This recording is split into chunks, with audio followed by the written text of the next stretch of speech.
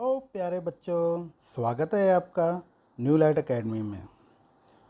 आज का हमारा सब्जेक्ट है इंग्लिश क्लास सिक्स्थ का lesson number 6, the peacock and the crow. तो लेसन शुरू करने से पहले हम आपको इसकी प्यारी सी कहानी के बारे में बता देते हैं, जिससे आपको इस लेसन को समझने में आसानी होगी और मनोरंजन भी होगा। इस कहानी में एक कौवा है जो कि अपने रूप रंग से बहुत दुखी है और मोर और उसके पंख उसे बहुत प्रभावित करते हैं, यानी कि वो मोर की तरह बनना चाहता है। मोर के जैसे दिखने के चक्कर में वह अपने ऊपर मोर पंख चिपका लेता है और बहुत खुश होकर घूमता है। और इसके चलते कैसे वह अपने दोस्तों की बेइज्जती करता है और खुद बेइज्जत होता है। फिर जब उसको अपनी गलती का एहसास होता है तो वह अपने पहले जैसे रंग रूप को, जैसा कि उसे प्रकृति से मिला है, स्वीकार कर लेता है। बस बच्चों, यह कहानी इसी बारे में है। तो चलो आओ शुरू करते हैं। तो बच्चों, इस लेसन में हमें स्टार्टिंग में दिए गए हैं कुछ न्यू वर्ड्स। तो ये जानते हैं उन वर्ड्स के मीनिंग और उनकी प्रोनाउंसिएशन। तो पहला वर्ड हमारे पास है फेदर्स, जिसका मतलब है पंख। और सेकंड वर्ड हमारे पास है पर्चिंग, जिसका मतलब है ऊंची जगह पे बैठ के देखना या किनारे पे बैठ के देखना। फिर नेक्स्ट वर्ड हमारे पास आया है कलेक्टेड। कलेक्टेड का मतलब है इकट्ठा किया। फिर नेक्स्ट वर्ड हमारे पास आया है रिफ्लेक्शन। रिफ्लेक्शन का मतलब होता है प्रतिबिंब, अपना अक्स सेम टू सेम दूसरी तरफ देखना, जैसे कि मिरर हो गया या पानी हो गया। नेक्स्ट वर्ड हमारे पास है इग्नोरिंग। इग्नोरिंग का मतलब होता है किसी को एक नज़रअंदाज कर देना। और इसके अगला वर्ड हमारे पास है ह्यूमिलेटेड। ह्यूमिलेटेड का मतलब होता है किसी को प्रताड़ित करना या किसी को बेइज्जत करना। इससे अगला वर्ड हमारे पास है एक्सेप्टेड। एक्सेप्टेड का मतलब है किसी को स्वीकार करना। नेक्स्ट वर्ड हमारे पास है रियलाइज्ड। रियलाइज्ड का मतलब होता है महसूस किया। नेक्स्ट वर्ड हमारे पास है अपोलोजाइज्ड। इसका मतलब होता है माफ़ किया। तो चलिए शुरू करते हैं कहानी। कहानी की पहली लाइन है once there lived a crow who did not like his black feathers. इसका मतलब है एक बार एक कौवा रहता था, उसे अपने काले पंख पसंद नहीं थे। He wanted to be like a peacock. वह एक मोर की तरह दिखना चाहता था। Because the colourful feathers of the peacock looked very beautiful. क्योंकि उसे मोर के खूबसूरत पंख बहुत अच्छे लगते थे। ये लाइन है you look so dull and plain. तुम बहुत सादे और भद्दे दिखते हो। Look how beautiful the peacocks are. देखो मोर कितने सुंदर हैं। I wish I were a peacock.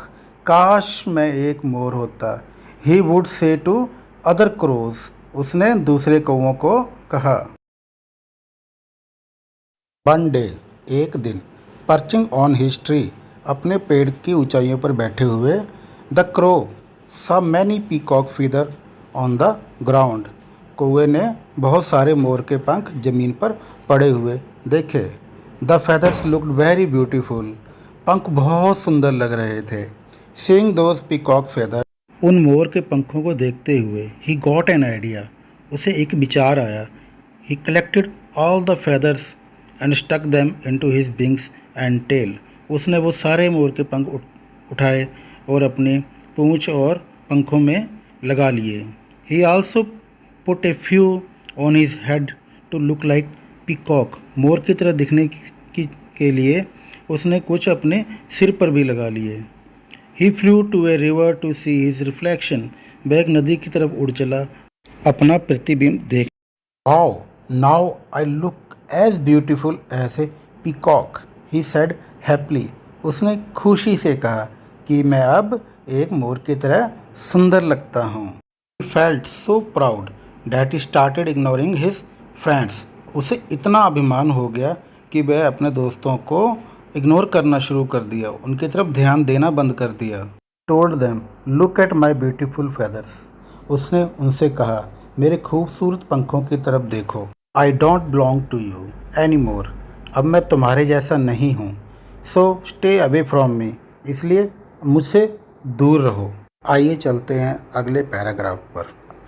Now I am also as beautiful as peacock he said to himself. उसने अपने आप से कहा अब मैं मोर की तरह सुंदर हूँ। ही thought that now he should live among the peacocks. उसने सोचा अब उसे मोरों के बीच में रहना चाहिए। So he went to join the pride of peacocks. इसलिए वह मोरों के झुंड को ज्वाइन करने चला गया। But peacocks laughed at him. पर मोर उस पर हंसने लगे। They did not accept him. उन्होंने उसे स्वीकार नहीं किया। The peacocks knew that he was not one among them. मोरों को पता था कि वह कौवा उनमें से एक नहीं है। He was a crow. वह एक कौवा है। Peacock feathers will not make you a peacock they said to him. उन्होंने उससे कहा मोर के पंख तुम्हें मोर नहीं बना सकते। सैड एंड फीलिंग इंसल्टेड, दुखी और अपमानित महसूस करता हुआ, he thought that his crow friends would be happy to see his new feathers। उसने सोचा कि उसके कौवे दोस्त बहुत खुश होंगे उसके ये नए पंख देखकर। He returned to his fellow crows. वह अपने दोस्तों के पास वापस चला गया। None of his fellow crows accepted him.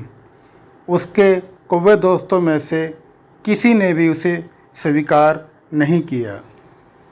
They did not want him back.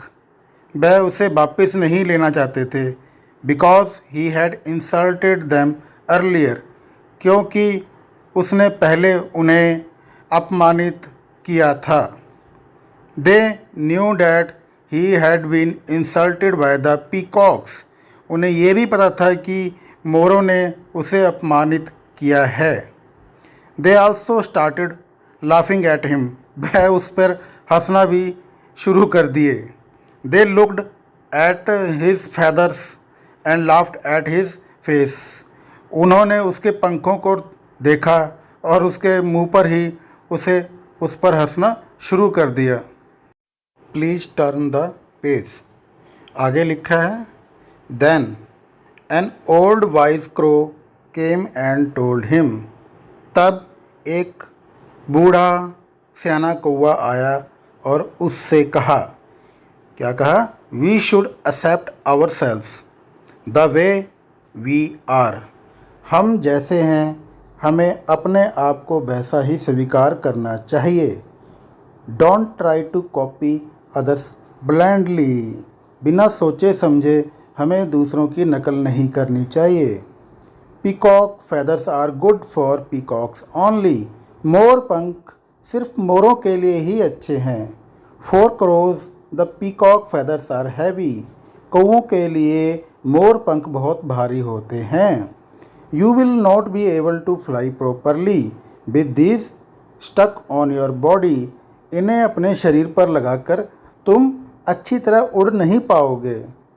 I hope you have learned your lesson. मुझे लगता है कि तुम्हें अपना सबक सीख लिया है, तुम्हें अपना सबक मिल गया है। The crow realised his mistake. कौवे को उसकी गलती का एहसास हुआ। He thought that he was looking handsome. बेशक उसे लग रहा था कि वह सुंदर लगता है। He found it difficult to fly properly. पर अच्छी तरह उड़ने में वो समर्थ नहीं था। He tore off his entire peacock feathers। उसने अपने सभी मोर के पंख उखाड़ दिए।